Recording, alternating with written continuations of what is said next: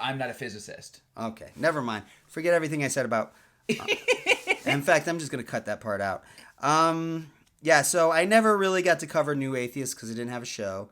And so now I want to cover New Atheists because they're trying to make a comeback. And this is and I'm going to show why they're not going to make a comeback, because they were stupid to begin with. I will say this about atheists.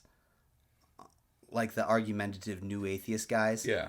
Okay, so like they make me not believe in God. They make me question whether or not there's a God. Not because of their arguments are so good, right, but because their arguments are so bad that I just wonder, how could God make a nerd who's stupid? Okay, so you are both a nerd and stupid. There is no God. All also, right. if you don't believe in God, take more mushrooms. Okay. All right. So this is... Okay, so this all started because... like this clip of Ben Affleck dunking on Sam Harris and Bill Maher started recirculating on social media. And I just want to play the beginning of it, what started the fight. And I want you to pay attention to something that Sam Harris says in this video. And then I'm going to play a Richard Dawkins clip responding to the clip.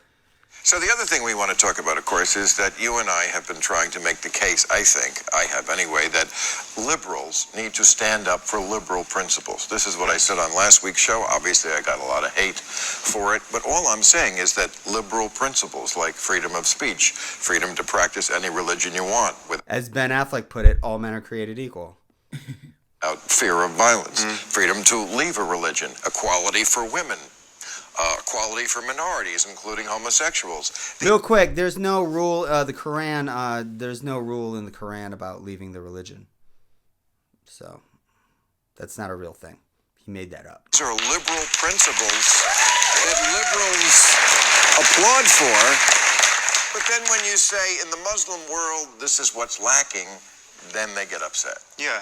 Well, liberals have really failed on the topic of theocracy. They'll criticize white theocracy. They'll criticize... Boom! White theocracy. He's referring to, of course, like in Ohio, where they force 10-year-old girls to make babies. You know who doesn't force 10-year-old girls to make babies? What? Kareem Abdul-Jabbar. You know... Yeah. Nobody's scared of Kareem Abdul-Jabbar except for like a Boston Celtic from the 1980s. Nobody's scared of Kareem Abdul-Jabbar. You know what they're scared of? Evangelical Christians forcing their children to have babies against their will. So, okay. But anyways. All right, what were you going to say? I'm sorry. I'm going to find that. No, one thing he mentioned was like the theocracy in the Middle East. And no talk about how like in the 40s and 50s there's a big move towards like a more secular version of Islam within, like in Iran. Yeah. And that was shut down by the United States. In Iran, Turkey, a bunch of Middle Eastern states, and we put the extremists into power. Exactly. And Sam Harris and Bill Maher are both America good. Yeah. People. In fact, most new atheists are America good people. Because at heart, they're colonialists. Anyways, they're neoconservatives. All right, they're neocons. All right. Yeah, I'm so glad I get to dunk on new atheists. I've always wanted to. Because they're still around. Like the amazing atheist. Ooh, I'm an atheist. It's amazing. I remember when I was an atheist. Isn't watching all him, talk secular talk? Sorry. No, when I was an atheist, he seemed cool, and then I stopped watching him, and then I tried to watch it again, and he's like borderline fascist now.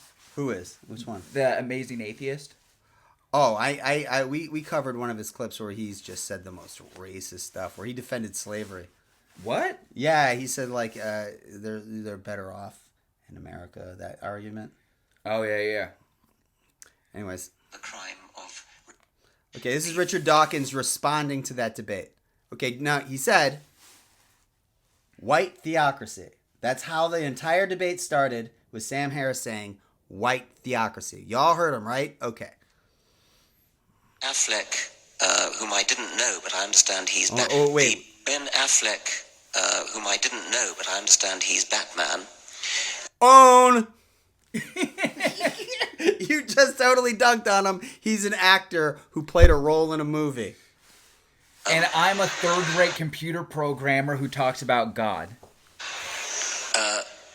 was on Bill Maher's show with Sam Harris, and he vigorously and rather vitriolically attacked Sam, accusing him of racism because Sam has criticized Islam.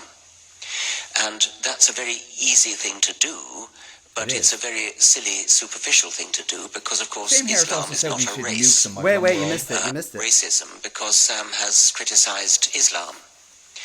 And that's a very easy thing to do, but it's a very silly, superficial thing to do because, of course, Islam is not a race. Okay, so let's set aside the fact that Sam Harris said a white theocracy.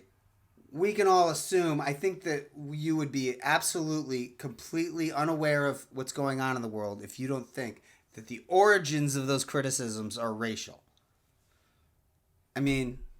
Yeah, do you really think he was criticizing Malays or Indonesians, or was he talking about Arab Muslims? Well, I got a really simple example. I don't remember John McCain, anyone saying that John McCain was a secret Muslim. You know what I mean? Like, in America, my association throughout my entire life, the only Muslims I knew about in public life were Malcolm X, Muhammad Ali, and Kareem Abdul-Jabbar. That's my idea of what a Muslim is. And I think that that's what most Americans' ideas of what a Muslim is. You can count Louis Farrakhan, sort of, but I mean, you know. I mean, I'm not going to say who's a real Muslim and who's not. But I mean, we associate black people with Islam. Black people associate with Palestinians. Even right-wing Chappelle was, who's a Muslim also, spoke out against genocide. So, I mean, we racialize religion all the time. When people are talking about the West, and this Western chauvinism, they're talking about, not only are they talking about white people, they're talking about Christians. I mean, those things, religions are prolific in certain regions of the world. And so those two things are intertwined. Or like even the way that we say Judeo-Christianity just means white people because like Islam is also an Abrahamic religion. Yeah. But because it's mostly brown people, we don't say Judeo-Christian Islam. Yes, exactly. It's not a coincidence that white supremacists are constantly going on about Judeo-Christian values. As if they care about Jews anyway. Okay. Islam is not a race. And this is an enormously widespread misconception that anybody who criticizes Islam is being religious. I think he meant racist, but he's dumb. So, if you can convert to it or apostatize out of it, then it's not a race. That's just such a lack of fucking complexity. Dude, these guys are morons. I don't understand how they got famous. It's amazing to me. Well, it's like just because Brother Ali became Muslim doesn't mean when most people think of Muslims, they don't think of either Arabs or like Nation of Islam. I don't think of Dutch people when I think of Muslims. I don't. Okay. So it's nonsense to criticize people like Sam Harris and indeed me, who... Oh, by the way, side note, I forgot to mention, Sam Harris literally is a literal racist. He believes in race and IQ. He believes that the IQ levels, that IQ differences between races are mostly the result of genetics. When there's zero evidence that they are at all influenced by genetics. Who go after the extremes that Islam can deliver as racism. And I thought it was a rather disgraceful exhibition of bigotry on Ben Affleck's part. And what does that mean? See, I never quite figured out what that meant. Like, if this is not about race, then why is Ben Affleck a bigot? Who's he a bigot against? He can't mean, like, what does he mean? I think he might be suggesting that because Sam Harris is Jewish and people assume that Jews and Arabs have a beef. That was never mentioned.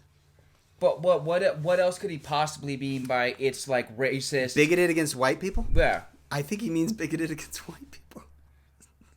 Because if there's one thing a white guy from Boston is bigoted against, it's other white people.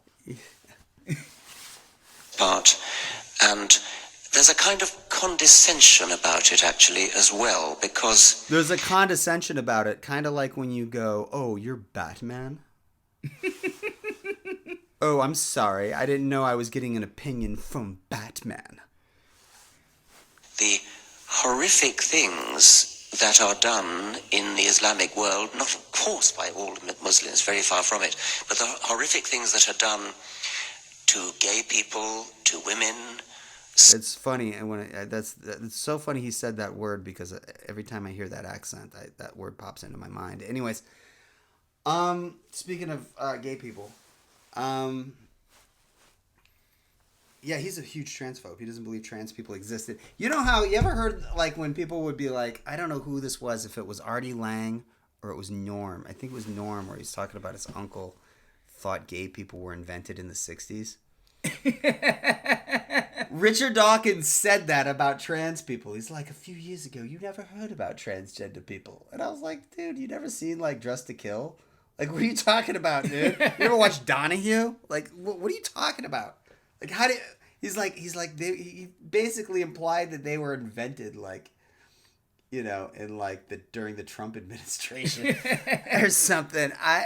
This guy's a moron. I mean, These guys Dog are Day so Afternoon dumb. was in the 70s. Dog Day Afternoon. I forgot about Dog Day Afternoon. How could I forget about Dog Day Afternoon? Oh, there's a great movie. There's a great cop movie called Busting, where a trans person gets humiliated in a courtroom.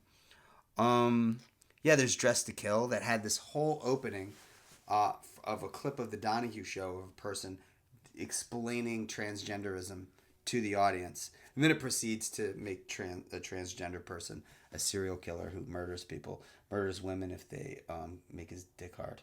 It's a big trope, yeah. It's a great movie, though.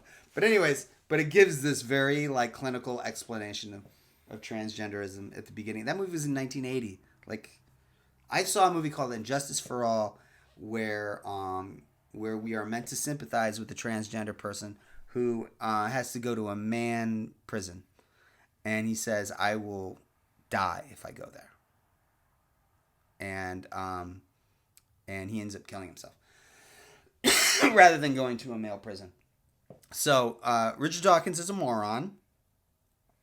Or I will Rocky Horror debate him. Picture Show, which is basically like that's basically like Passion of Christ if you're like a bi theater kid. Oh God! Oh my God! Is it ever? Oh my God! God, I loved theater in high school. I really did. Those kids were great. Anyways,